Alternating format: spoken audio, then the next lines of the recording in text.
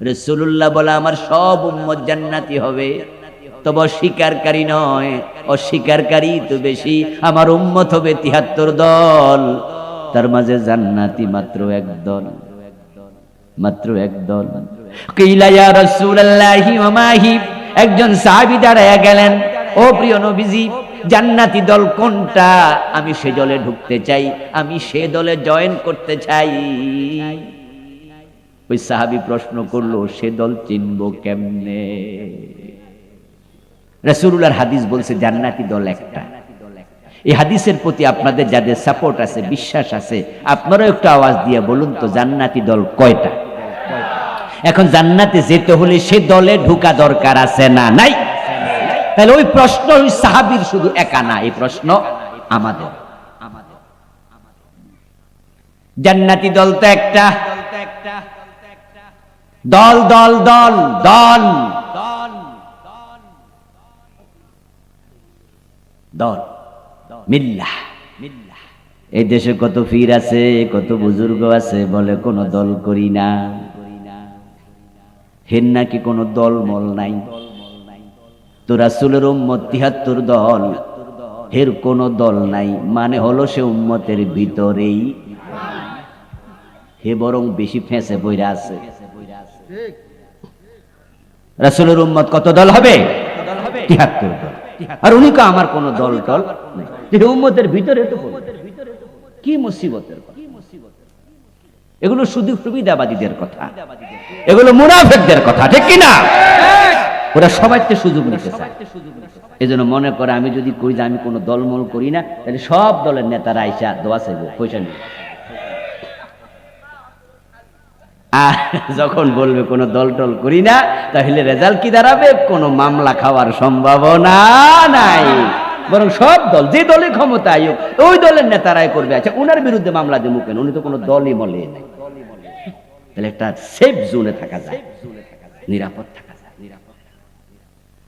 আচ্ছা মানুষ মারা যাওয়ার পরে কবরে রাখতে একটা দোয়া আছে, আপনাদের এলাকায় আসেনি? বিসমিল্লাহি ওয়ালা আছে তো নাকি? আমি যে সারা বাংলাদেশে আছে, হাদিস তো না থাইকা যায় কেন? বিসমিল্লাহি ওয়ালা মিল্লাত রাসূলিল্লাহ, যে দোয়া পরে আপনি কবরে দিলেন, সে দোয়ার বাংলা অর্থ কি?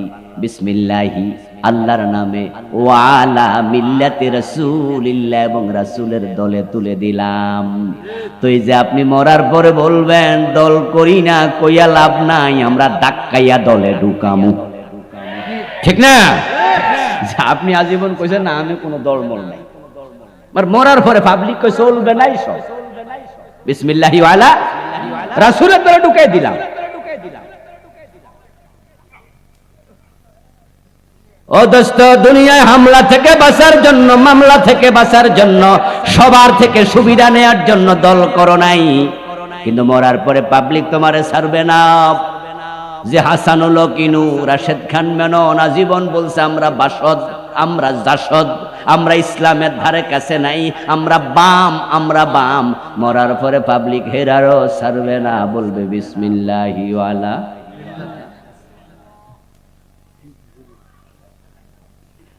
আরে ঢাকা ইউনিভার্সিটির প্রফেসর, বাংলা বিভাগের অধ্যাপক হুমায়ুন আজাদ, হে মরার বড় পাবলিকে দোয়া বইরা আসছে। আমার দোস্তে হুমায়ুন আজাদ যখন মারা গেল, তাকে কবরে যখন রাখে, তখন অন্য কোন দোয়া পড়ছে নাকি? এই এখানে কিসের কথা? কি তারে ভাই, তোর আন্দাজ মান্দাজ নাই নাকি? থাক থাক, এই জন্য ভলান্টিয়ার থাকা লাগবে। তো ভলান্টিয়ার থাকেন, 2-4 জন থাকেন, ডিস্টার্ব যেন করতে না পারে। হ্যাঁ, ভলান্টিয়াররাও আর শুনতে বসে গেছে, চান্স কাজে লাগাইতেছে, যা কপালে যা আছে। আচ্ছা আমার প্রিয় ভাই, হুমায়ুন আজাদকে যখন কবরে দেয় তখনও কিন্তু পড়ছে বিসমিল্লাহি ওয়ালা। এটা আমাদের দেশের অভ্যাস, এটা অভ্যাসগত। এই যে পীর সাহেব, হুজুর, খতিব, বক্তা বলল জীবনে সারা জীবন আমি দল করি না, আপনি তাকে বিসমিল্লাহি ওয়ালা মিল্লাতে রাসূলিল্লাহ বললেন, রাসূলের দলে তুলে দিলাম। হুমায়ুন আজাদ নাস্তিক, তাকেও রাসূলের দলে তুলে দিলেন। রাশেদ খান মেনন, হাসানুল হক ইনু যদি মরে, তাকেও রাসূলের দলে দিবেন। আপনাদের বিবেকের কাছে আমার প্রশ্ন, এই লোকটা রাসূলের দলে মরার আগে গেছে না পাবলিকে মরার পরে ধাক্কাইছে? নামাজি তারা তো কালেমাওয়ালা, হয়তো যাকাত দেবে না, বোঝে নাই, একটু ওয়াজ নসিহত করেন, এতেই চলবে, যুদ্ধ কইরেন না। হযরত আবু বকর জবাব দেন, লাউ কাতিলান্না মান ফাররাকা বাইনাস সালাতি ওয়াজ যাকাত। ওমর, আপনার কথা শোনা হবে না। যারা নামাজ পড়তে রাজি, যাকাত দিতে রাজি নাই, নামাজ এবং যাকাতের মাঝে পার্টিশন তৈরি করে, আবু বকর অবশ্যই তাদের বিরুদ্ধে কিতাল করবেই।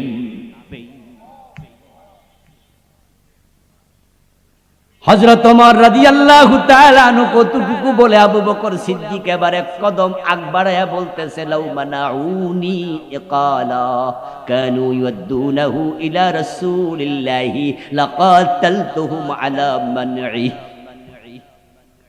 তারা যদি আমার যুদ্ধের ঘোষণা শুনে ভয় পেয়ে যায় এবং তারা আমার কাছে লোক পাঠায় সরি বলে যে হুজুর যাকাত দিতে রাজি, যুদ্ধ করেন না, কিন্তু তারা সত্য জুড়ে দেয়, রাসূলুল্লাহর যুগে আমরা ওট দিতাম, যাকাতের ওট, আবার বেদে মদিনা নেয়ার জন্য রশি দিতাম, ছাগল দিতাম, আবার টেনে নেয়ার জন্য রশি দিতাম, গরু দিতাম, ওট যাকাত সব কিছু টেনে নেয়ার জন্য রশি দিতাম। আবু বকরের যুগে আমরা যাকাতের ওট দেব, গরু দেব, ছাগল দেব, রশি দেব না। ওমর, আপনি শুনে রাখেন, আমি রশির জন্য জিহাদ করব, কিতাল করব, যুদ্ধ চালাবো। রাসূলের ইসলাম, আবু বকরের ইসলামে কোনো হেরফের আবু বকর মানবে না।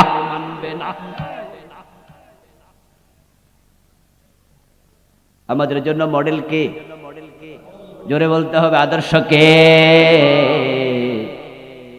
রাসূলের ইসলাম কমানো যাবে না, বাড়ানো যাবে না। কমাইলে কুফর, বাড়াইলে বেদাত। প্রিয় নবীজি ঈদ উদযাপন করেছেন দুইটা, ঈদুল ফিতর, ঈদুল আযহা। আর আমাদের আশেকে রাসূল আরেকটা ঈদ বানাইছে, ঈদে মিলাদুন্নবী। বানাইয়া আবার কয় সকল ঈদের সেরা ঈদ। এটা নাকি সেরা হইছে, রাসূলেরটি নাকি কম সেরা। যেটা ঈদে Milad-un-Nabi, this is made in Pakistan, পরে সাপ্লাই টু বাংলাদেশ। আরব বিশ্বে আপনি ঈদে মিলাদুন্নবী নামে কোন ঈদ আছে আপনি শুনবেন না। এটা বানানো হয়েছে পাকিস্তানে, পরে বাংলাদেশে সাপ্লাই দিছে, দেওয়ার পর এখন তারা স্লোগান দিচ্ছে সকল ঈদের সেরা ঈদ, ঈদে মিলাদুন্নবী। তো রাসূল যে ঈদ করছে ওটা সেরা হইল না, তোমাদেরটা সেরা হয়ে গেল। দিস ইজ বেদাহ, এগুলো বেদাহ, নিষিদ্ধ, মাতরুক, মারদুদ। আমার দোস্ত, আমি মাঝে মাঝে তাদের সাথে দেখা হলে প্রশ্ন করি, আমাদের আত্মীয় স্বজনদের মাঝে দুই একজন আছে, বলি, দোস্ত রে, ঈদে মিলাদুন্নবীর দিন নামাজ পড়ছো, ঈদের কয় রাকাত? কয় আর ঈদের নামাজ কি এদিন আসেনি? তো নামাজ পড়লা না, খুতবা দুইটা দিছো? কয় না, খুতবা নাই। ঈদুল ফিতরে 2 রাকাত নামাজ, 2টা খুতবা, ঈদুল আযহায় 2 রাকাত নামাজ, 2টা খুতবা, তারপরে কুরবানি, তারপরে ঈদের কত নিয়ম, সব থাকার পরও সেরা হইল না। তোমাদের ঈদে মিলাদুন্নবীতে নামাজও নাই, খুতবাও নাই, জোর জবেও নাই, কিছু নাই, তো সেরা হইল কি দিয়া? শুধু জিলাপি দিয়া, ঠিক, হালুয়া রুটি দিয়া। আল্লাহর হাবিবের ইসলাম ভালো করে বুঝে নেন, এই রাসূলের ইসলাম আমাদের জন্য মডেল। রাসূল নিজে, তিনি যা বলেছেন আমরা তাই বলবো, তিনি যা করেছেন আমরা তাই করব, কমাবো না, বাড়াবো না। হযরত আবু বকর সিদ্দিক যখন এই কথা বললেন যে আমি রশির জন্য যুদ্ধ করব, এবার হযরত ওমর কি বলতেছেন শুনুন, সেই হাদিসের শেষ অংশ, মুসলিমের riwayat। ওমর বলতেছেন, ফাআলিমতু আন্নাল্লাহা ক্বাদ শাররাহা সাদরা আবি বকরিন লিল হাক্কি। আমি তখন বুঝেছি, হক বুঝার জন্য, সত্য অনুধাবনের জন্য আল্লাহ আবু বকরের অন্তরকে খুলে দিয়েছে। আমি ওমরও বুঝেছি, কথা তো ঠিক। আজকে বলবে যাকাত দেব না, কালকে বলবে হজ করব না, পরশু বলবে নামাজ পড়বো না, আরেকদিন আরেকটা বলবে ইসলামে তো থাকবে না, ঠিক না?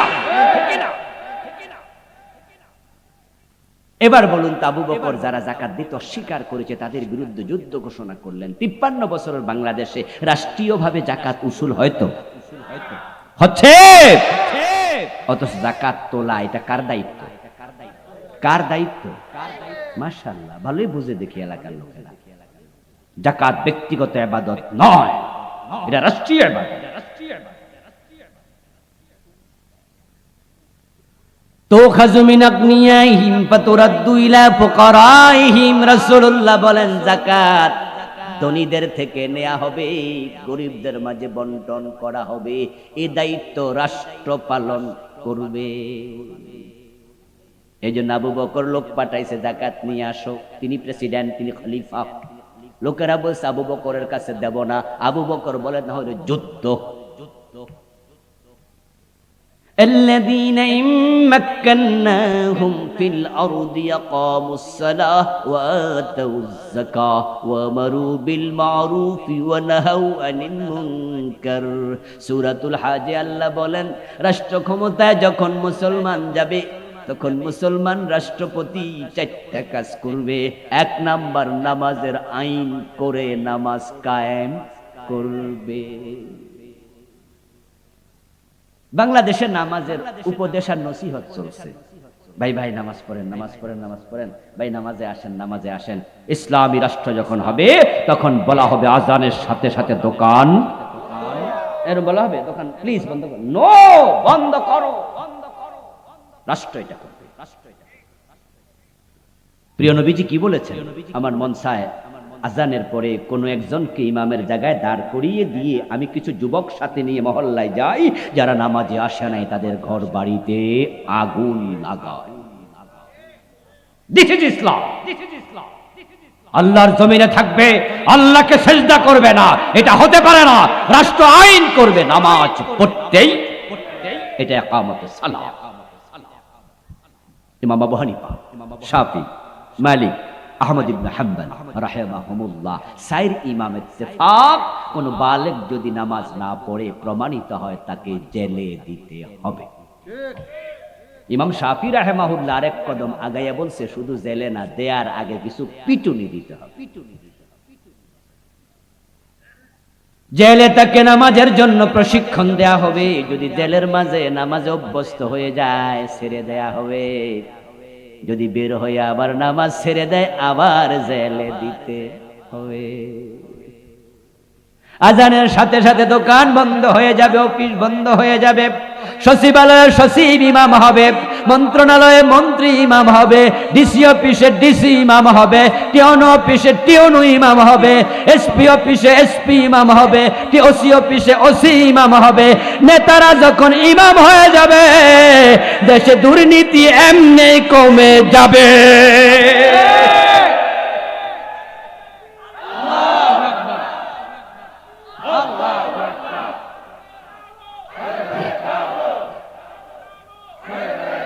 আমার প্রিয় ভাইরা, আল্লাহ তাআলা বলেছে আকিমিস সালাহ ইন্নাস সালাতা তানহা আনিল ফাহশাই ওয়াল মুনকার। নামাজ কায়েম করো, নিশ্চয়ই নামাজ অন্যায় থেকে ফিরাবে, অশ্লীলতা থেকে ফিরাবে। বাস্তবেও তাই। আচ্ছা ভাইয়েরা বলুন তো, মসজিদের ভিতরে যদি আমাদের মেল দরবারগুলো সিস্টেম চালু হইতো, আমাদের দেশে তো আমরা লিখা দিই মসজিদে দুনিয়াবি কথা বলা, কই যে ফাইলো আল্লাহ জানে, কই যে ফাইসা আমি জানি না। বরং মসজিদ কি শুধু নামাজের জায়গা? মসজিদ কি কল্যাণের জায়গা না? হাইয়া আলাস সালার পরের বাক্যটা কি? কি এলাকা চলে তো এটা? শুধু হাইয়া আলাস সালা কইয়া কি চলে যায় নাকি শেষ দিকে? তারপরে হাইয়া আল ফালা আছে কিনা? আহারে, আমরা ইসলামটাকে খণ্ডিত করেছি। ব্রিটিশরা 190 বছর দেশটা চালাইছে। 1757 খ্রিস্টাব্দে পলাশির আম্র কাননে নবাব সিরাজউদ্দৌলার পতনের পর থেকে 1947 পর্যন্ত 190 বছর ব্রিটিশরা এই দেশ চালাইয়া মুসলমানের মগজ থেকে ইসলাম সরাইয়া দিছে। আমাদের নেতাদেরকে বুঝাইছে তোরা নেতৃত্ব দে, মসজিদে যাওয়া দরকার নাই। হুজুরদেরকে বুঝাইছে তোরা ইমামতি কর, সংসদে যাওয়া দরকার নাই। ওরা ভাগ করে দিছে। এজন্য যারা নামাজে কামে লাগে তারা সমাজে কামে লাগে না। যারা সমাজে কামে লাগে তারা নামাজে কামে লাগে না, আলাদা করে দিচ্ছে। অথচ তাকায় দেখেন নবী মুহাম্মদুর রাসূলুল্লাহ সাল্লাল্লাহু আলাইহি সাল্লাম মদিনারও প্রেসিডেন্ট, মসজিদে নববীরও ইমাম। আবু বকর মদিনার প্রেসিডেন্ট, মসজিদে নববীর ইমাম। হযরত ওমর তো দুনিয়ার প্রেসিডেন্ট, অর্ধ পৃথিবী করেছো শাসন। ধুলার তখ্তে বসে খেজুর পাতার প্রাসাদ তোমার বারে বারে গেছে খসে। ওমর ফারুক অর্ধ দুনিয়ার সম্রাট, আবার মসজিদে নববীর ইমাম। হাইয়া আলাস সালাহ সাথে হাইয়া আলাল ফালাহ, কল্যাণের দিকে আসো। এই জন্য হযরত ওমর তো মসজিদে নববীতে বসে অর্ধ পৃথিবী শাসন করছে, করে নাই? আচ্ছা, ওমরের কি আলাদা গণভবন ছিল? আলাদা সংসদ ভবন ছিল? খেজুর পাতার প্রাসাদ তোমার বারে বারে গেছে খসে। এটাই ছিল মসজিদে নববী, গণভবন, সংসদ ভবন। এটাই হাইয়া আলাল ফালাহ, কল্যাণের জন্য আসো। বিচারগুলো এখানে হতো।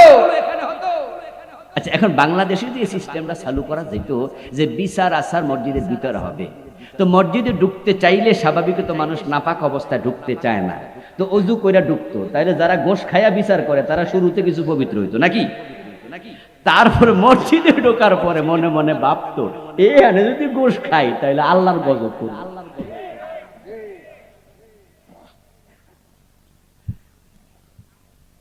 আর টেওনো সাহেব যদি নামাজের ইমাম হয়, ওসি সাহেব যদি নামাজের ইমাম হয়, ডিসি সাহেব নামাজের ইমাম হয়, মন্ত্রী নামাজের ইমাম হয়, মন্ত্রীরা যদি ইমাম হতো তাহলে দেশের টাকায় কানাডায় বেগম পাড়া হতো না। এখন তো ফিওনও 400 কোটি টাকা লেগে গেছে। বলছে না যে আমার বাড়ির ফিওন কয় কোটি টাকার মালিক? ওরে বাবা রে বাবা, 400 কোটি টাকা গনতে দিল মনে 12-13 বছর লাগবে। 500 টাকার নোট দিল, শুধু গনতে হবে। দোস্ত, এই টাকাগুলো কি ওর নিজের না রাষ্ট্রের? কার টাকা এগুলো? 18 কোটি মানুষের কাছে আখেরাতে জবাব দিতেই হবে। আখেরাতে জবাব দিতেই হবে। ওই দিন কোন মাহফিলে জানিয়ে প্রসঙ্গে একটু কথা বলছি, আর এক মুরব্বী সাইডেতে দাঁড়ায় কইতাছে, হুজুর আমি মাফ করতাম না। যখন শুনছে যে উনারও হক আছে, আগে হয়তো বোঝে নাই যে হক উনারও আছে, ভাবছে ও বেটা কার টাকা নিছে আমি তো জানি না। যখন আমি বললাম যে এটা 18 কোটি মানুষের টাকা, মুরব্বী খারায় কথা, তাইলে আমারটা আমি ছাড়তাম না। আহা আহা, ইসলাম যে কত সুন্দর, ইসলাম যে কত সুন্দর। প্রিয় নবী মুহাম্মদ সাল্লাল্লাহু আলাইহি ওয়াসাল্লামকে আল্লাহ তাআলা পাঠালেন যে জন্য দ্বীনের বিজয়, লিউযহিরাহু আলা দ্বীনি কুল্লি, জীবনের লক্ষ্য ইসলামকে বিজয় করো। রাসূল করেছিলেন, সাহাবারা সেটাই মেনেছিলেন, হেরফের করেন নাই। আল্লাহর হাবিবের পর আবু বকর, আবু বকরের পরে হযরত ওমর, উনার ছেলে আবু শাহামা মদ পান করেছে। হযরত ওমর নিজের ছেলেটাকেও ছাড় দেন নাই। নবীজি বলেছেন যে মদ পান করলে 80 বেত লাগাতে হবে। এবার ওমরের ছেলে পান করছে, ছাড় নাই, 80 বেত দাও। মদ্যপানের অপরাধে প্রিয় পুত্রকে নিজ করে মেরেছ দোররা, মরেছে পুত্র তোমারই চোখের পরে। আমাদের দেশে তো আমরা শুধু ওয়াজ করি, মনে করি ওয়াজ করলে এনাফ। না রে দোস্ত, বিভিন্ন মাহফিলে নেতারা আসে বিভিন্ন সময়। এখন তো যাক ওই সাফান নাই, এখন ডাকলো ডরে আইব না। তো এসে মাইক হাতে নিয়ে অনেকে বলতো জিরো টলারেন্স মাদকের ব্যাপারে, হুজুর ভালো করে একটু ওয়াজ করবেন যেন যুবকরা মাদকের ধারে কাছে না যায়। হুজুরের সব দায়িত্ব দিয়া তারপরে নেতা আস্তে করে ওয়াজ করে চলে যায়। আচ্ছা, ওমর যদি আজকে জীবিত থাকতেন, যে আইন বিদ্যমান আছে, যে আইন চলমান আছে, এই আইনটি ওমর মানতেন? আমাদের দেশের নেতারা কি আইন বানাইছে জানেন? বড় চালাক তারা। ওরা মাদকের বিরুদ্ধে ওয়াজ করে, নসিহা করে, মাঝে মাঝে জিরো টলারেন্স নীতি টেলিভিশনে ঘোষণা করে, কিন্তু মাদকের বিরুদ্ধে যে একটা আদালতে একটা অফিস বানাইছে, একটা রাষ্ট্রীয় অফিস, ওইটার নাম দিয়েছে মাদক নিয়ন্ত্রণ অধিদপ্তর। আচ্ছা, নিয়ন্ত্রণ চান না নির্মূল চান? কি হওয়া উচিত, নিয়ন্ত্রণ না নির্মূল? আচ্ছা, ওরা নির্মূল অধিদপ্তর দিল না কেন? দেখছেন ওদের বুদ্ধি, দেখছেন তো? ওরা দিয়েছে নিয়ন্ত্রণ। আচ্ছা, আমরা যখন গাড়ি চালাই তখন ড্রাইভার যখন স্পিডে চালায় তখন আমরা কি বলি? ড্রাইভার সাহেব নিয়ন্ত্রণে চালায়। আচ্ছা, নিয়ন্ত্রণ মানে কি? স্টপ। নিয়ন্ত্রণ মানে 40-50-এর ভিতরে চালান। ওনারাও বুদ্ধি আছে, মাদক নির্মূল চায় না, তাই সোনার গায়ে অনুমতি দিয়েছে। শেরাটনে মদের বার আছে, রেডিসনে মদের বার আছে, 5 স্টার হোটেলে তাদের ছেলেরা এবং অনেক নেতারা নিজেরা মেয়ে নিয়ে মদ খায় আলাপালাপি করে।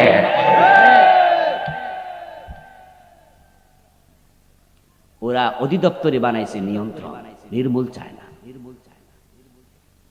মনে রাখবেন, হযরত ওমর নিজের ছেলেকে ছাড় দেয় নাই, তাকে ওয়াসি বেত্রাঘাত করেছে। যদি এই আইন বাংলাদেশে চালু করে দেয়া যায়, 2-4-6 মাস যদি মাদক সেবীকে 80 করে বেদ দেয়া যায়। বাংলায় প্রবাদ আছে, ঠেলার নাম বাবাজি, মারির উপরে ওষুধ নাই। এটাই বাস্তব। 80 বেদ 6 মাস চালায়া দেখো, 6 মাস পরে বাংলার সীমান্তের ভিতরে মাদক সেবী থাকবে না।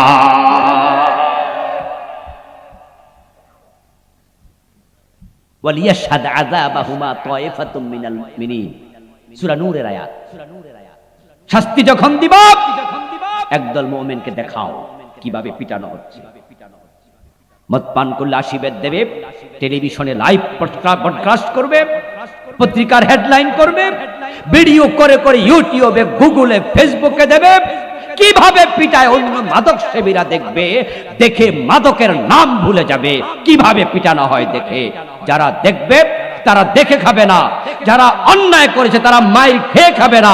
মাদক মুক্ত করতে বাংলাদেশকে 1 বছরের বেশি লাগবে না। এই জন্য দিনের বিজয়, দিনের বিজয়। আর দিনের বিজয় ঠিক তখনই হবে যখন সংসদে আল্লাহর কোরআন নিয়ে ঢোকা হবে। প্রিয় নবীজি মুহাম্মদ সাল্লাল্লাহু আলাইহি ওয়াসাল্লাম মক্কায় 13 বছর দাওয়াত দিলেন, দিনের বিজয় হলো না। মদিনায় যাওয়ার পরে মদিনার লোকেরা ওনাকে নেতা বানাইয়া দিল, ঠিক না? প্রিয় নবীও যাওয়ার পথে দোয়া করলেন হিজরতের পথে, ওয়াজআলনি মিন লাদুনকা সুলতানান নাসির, আল্লাহ তুমি আমাকে রাষ্ট্র ক্ষমতা দাও। নবী রাষ্ট্র ক্ষমতা চেয়েছে, দোয়া করেছে, আল্লাহ এটা কোরআনের আয়াত দিয়ে রাসূলকে শিখাইছে। আর আমরা হুজুররা রাষ্ট্র ক্ষমতার কথা কইলে হুজুররা গদি চায়, হুজুররা গদি চায়, হুজুররা ক্ষমতা চায় কেন? আপনাদের এলাকার বড় মসজিদের খতিব যদি ঘোষণা করে, আগামী বছর আমি আপনাদের এলাকায় চেয়ারম্যান নির্বাচন করতে চাই, আমার মুসল্লিরা আপনারা যদি ভোট দেন তাহলে আমি পাশ করে ফেলবো, সাথে সাথে মসজিদের মুসল্লি 2 ভাগ হয়ে যাবে। 1 ভাগ যারা নিরীহ মুসল্লি, তারা খুশি হয়ে বলবো, হুজুর যদি চেয়ারম্যান হয় তাহলে আমরা আর ঘুষ দেয়া লাগবে না, হুজুর আমনেরে ভোট দিব। আর যারা নেতা টাইপের, এরকম চাকরি আগামী আসর থেকে আর কেমনে থাকে দেখুন। বরং মাগরিবের সময় এসে বলবে একদল হিতাকাঙ্ক্ষী লোক, হুজুর আপনি এটা কি ঘোষণা দিলেন আজকে জুমায়? আপনি হুজুর মানুষ, চেয়ারম্যান মেম্বরি এগুলো আপনার সাজে নাকি? এগুলো তো বাটফাররা হইব, সিটাররা হইব, গমসোরেরা হইব। বলে না, বলে না যে হুজুর মানুষ, আমাদের জন্য এসব হয় না, হুজুর মানায় না, এগুলো খারাপ মানুষ, খারাপ। আজিব তো, আজিব তো। ড্রাইভিং সিটে যদি মাদক সেবী বসায়া দেন, মাতাল বসায়া দেন, আর আপনি যাত্রী হইয়া সুবহানাল্লাহ জিকির করেন, গাড়ি যদি খাদে যায় সুবহানাল্লাহ লইয়াই যায়। সমাজের নেতা যদি সৎ মানুষকে বানানো হয়, নামাজি মানুষকে বানানো হয়, সমাজ 80% এমনি ভালো হয়ে যাবে। আরবি প্রবাদ আছে, নাসু আলা দীনি মুলুকিহিম, মানুষ নেতার আচরণে শিখে, নেতার চরিত্রে চরিত্রবান হয়।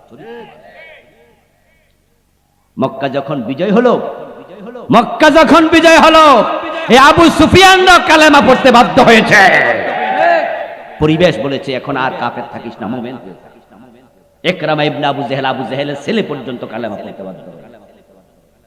মক্কা বিজয়ের আগে কাবার ভিতরে 360টি মূর্তি ছিল, মক্কা বিজয়ের পরে একটাও থাকে নাই। পরিবেশ যখন আসবে এমনিতে দিনের বিজয় হবে। মদিনায় হয়েছে, কারণ মদিনার সংসদে কোরআন ঢুকেছে। মক্কার সংসদ দারুন নাদওয়াতে আবু জেহেলরা 13টি বছর কোরআন ঢুকতে দেয় নাই।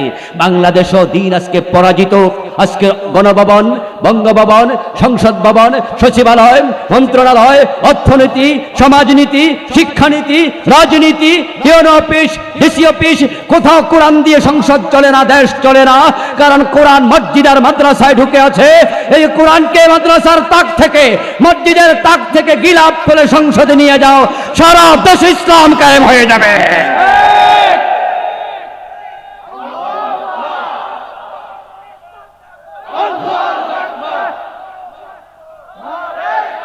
আমার প্রিয় ভাইরা, কোরআন কি কোনো দলের কিতাব? নির্দিষ্ট দলের না, এটা কোনো দলের কিতাব না, কোনো গোষ্ঠীর না, এটা আমাদের সবার। এর মাঝে কল্যাণ আছে না নাই? উন্নতি সমৃদ্ধি আছে না নাই? যে কোরআন যদি ক্ষমতায় যেত, দিন যদি বিজয়ী হতো, গরিব মানুষদের উপকার হতো সবচেয়ে বেশি। কারণ যে বছর কোরআন বিজয় হবে, পরের বছর থেকে জাকাত তোলা শুরু হবে। ধনীদের জাকাত গরিবের মাঠে বন্টন যদি শুরু হয়ে যায়, মাত্র 15 থেকে 20 বছর পরে বাংলার জমিনে গরিব খুঁজে পাওয়া যাবে না। আমি গ্যারান্টি দিয়ে বলতে পারি। রাসূলুল্লাহ সাল্লাল্লাহু আলাইহি ওয়াসাল্লাম মদিনায় প্রেসিডেন্ট ছিলেন 10 বছর, আবু বকর 2 বছর 3 মাস। এই 12 বছর 3 মাস পরে হযরত ওমর ক্ষমতায় আসলেন, অর্ধ পৃথিবীর প্রেসিডেন্ট ছিলেন। ইতিহাসে পাওয়া যায় ওমরের যুগে সমৃদ্ধি এমন ভাবে আসছে, জাকাত বিভাগের কর্মচারী জাকাতের টাকা কাঁধে নিয়ে ঘুরত, গরিব পায় নাই।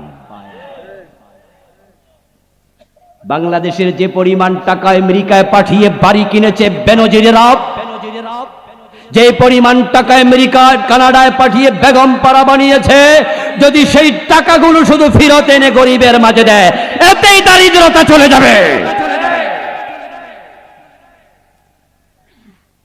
ও দোস্ত, গোলাপ ফুলের কথা অনেক শুনেছেন, দেখতে নাকি চমৎকার, যার পাপড়ির সৌন্দর্যে চোখ জড়িয়ে যায়, নাকের কাছে নিলে মৌ মৌ গন্ধে হৃদয়ে জড়িয়ে যায়, যেটা মেশিনে ঢুকিয়ে চাপ দিলে আতর বের হয়। সেই গোলাপ যদি কলির ভিতরে থাকে, সৌন্দর্য নাই, সুঘ্রাণও নাই, আতরও বের হবে না। গোলাপের থেকে সৌন্দর্য পেতে চাও, আতর পেতে চাও, তাহলে ফুটতে দাও, ফুটতে দাও, ফুটতে দাও। ইসলামে সৌন্দর্য আছে শুনেছো, ওমরের যুগের কথা শুনেছো, বাংলাদেশে দেখোনি। এই কোরআনকে সমাজে আসতে দাও, সংসদে নিয়ে যাও, ইসলামের সৌন্দর্য আবার দেখবে।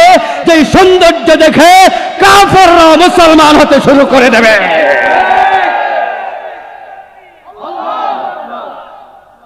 আমার ভাইয়েরা, ইসলাম কি তলোয়ার দিয়ে এসেছিল শুধু? এই কথা বলে, অভিযোগ করে ওরা, বাম পাড়ার লোকেরা বলে ইসলাম তলোয়ার দিয়ে এসেছে, নাস্তিকরা বলে। আমরা বলি না, ইসলাম ভালোবাসা দিয়ে এসেছে, আদর্শ দিয়ে এসেছে, তবে তলোয়ারের ব্যবহার লেগেছে। তলোয়ারের জোরে ইসলাম আসেনি। তলোয়ারের যোগে যদি আসতো, তলোয়ার দিয়েই আসতো মক্কা বিজয়ের দিন, তাহলে কয়েক হাজার কাফের মরার কথা ছিল। মক্কা বিজয়ের পর আমার রাসূল বলছেন, লা তাসরিবা আলাইকুমুল ইয়াউম ওয়া আনতুমুত তুলাকা। রাসূল বলছেন, কোনো প্রতিশোধ নেওয়া হবে না, সবাইকে মাফ করে দিলাম। তো কে বলেছে তলোয়ারের জোরে? তিনি তো সবাইকে ক্ষমা করে দিলেন। এটা ইসলাম। এখন রাসূলের জীবনের লক্ষ্য যদি দিনের বিজয় হয়, একজন উম্মত হিসাবে আমাদের জীবনের লক্ষ্য দিনের বিজয়কে করা দরকার আছে না নাই? তাহলে আজ থেকে কোরআনের পক্ষে আসতে রাজি আছেন তো? এই 53 বছর যে পচা সংবিধান দিয়ে দেশ চলেছে, ধর্ম নিরপেক্ষ সংবিধান শান্তি দিতে পারেনি। আলহামদুলিল্লাহ, আগস্ট বিপ্লবের পরে এই সংবিধানের অনেকগুলো ধারা আল্টিমেট মুলতবি হয়ে গেছে। যেমন প্রধানমন্ত্রী যখন চলে গেলেন, তার সাথে সংশ্লিষ্ট ধারা এখন মুলতবি। মন্ত্রী পরিষদ বিলুপ্ত, তাদের সাথে সংশ্লিষ্ট ধারাগুলো মুলতবি। 300 এমপি একসাথে চলে গেলেন, 300 এমপির সাথে সংশ্লিষ্ট ধারাগুলো মুলতবি। আপনারা ইতিমধ্যে শুনেছেন, সংবিধান সংস্কারের জন্য সরকার প্রস্তাবনা দিয়েছে, কমিটি বানিয়েছে। আমরা মুসলমানরা যদি একটু মাথা তুলে দাঁড়িয়ে বলতে পারি আমরা 92% মুসলমান, ধর্মনিরপেক্ষ সংবিধান দরকার নাই, কোরআনকে সংবিধান বানাতে হবে, তারা বানাতে বাধ্য হবে। সুযোগ আছে না নাই?